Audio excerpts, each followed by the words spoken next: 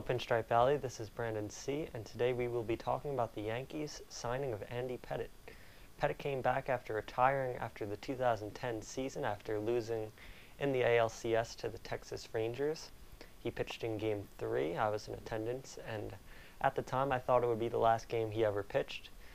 And then after he retired, I thought I would be right, but he came back, and it was a shocking move. When I first saw Jack Curry's tweet saying that Pettitte came back, I honestly thought it was a joke. Checked the calendar to see if it was April Fool's, and it was not. So I was a little bit confused. Then I saw the next two tweets, both of which giving further details on Pettitte. And honestly, I just called everyone I knew and texted everyone that I knew that was Yankees fans and just said, wow. I was shocked. I honestly did not believe it, but it's true, and Andy Pettitte is coming back unless he gets hurt or just changes his mind again. It's a completely shocking move. The interesting part is the Yankees likely would not have signed Hiroki Kuroda or traded for Michael Pineda, one of the two, if Pettitte signed in December when the Yankees offered him a $10 million contract to return.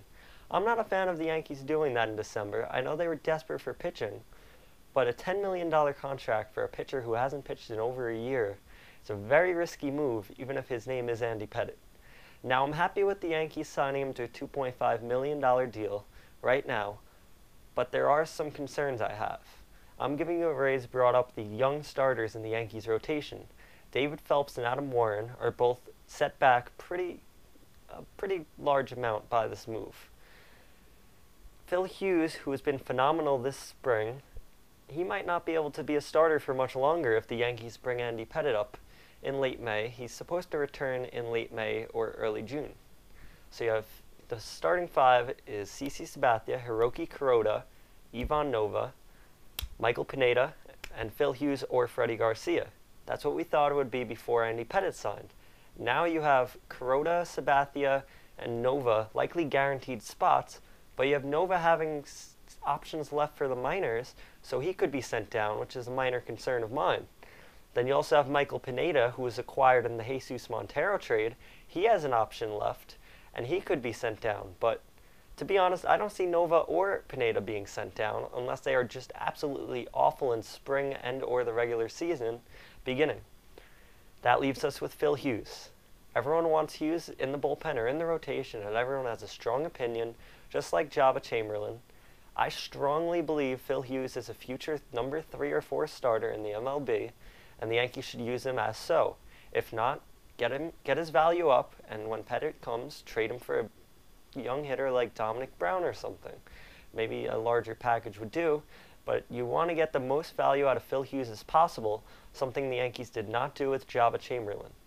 I don't think Pettitte should take a spot of any of the 5 Yankee starters that they have now, but I do believe he will take a spot of one of the Yankees' 5 starters now. Now, it's interesting to look at which starter that will be.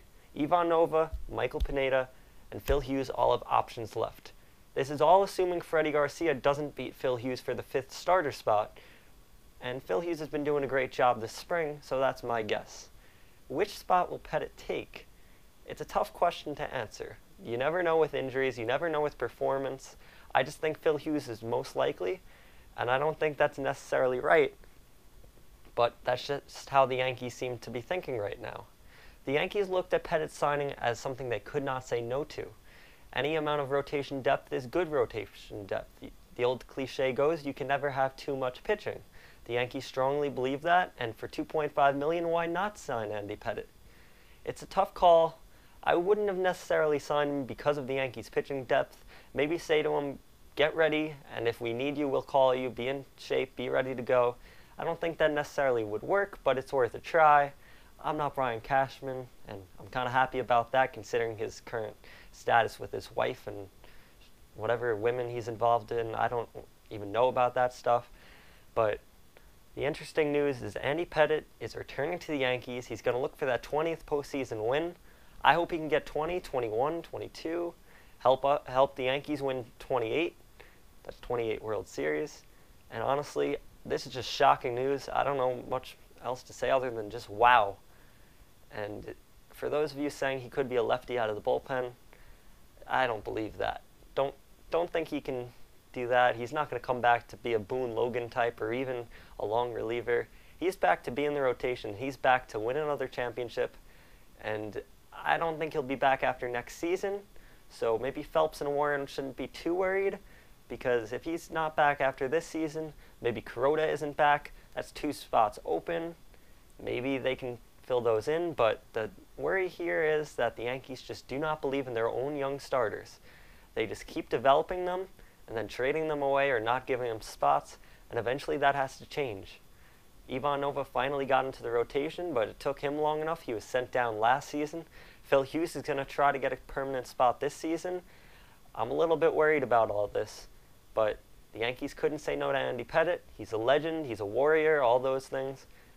And again, all I really have to say is just wow. Let me know what you think in the comments. Let me know what you think in the comments at Pinstripe Alley. Please subscribe to SBN Pinstripe Alley on YouTube. Love your comments in the comments section. Follow us on Facebook and Twitter. And I hope to hear from you soon. And until next time, this is Brandon C. signing off.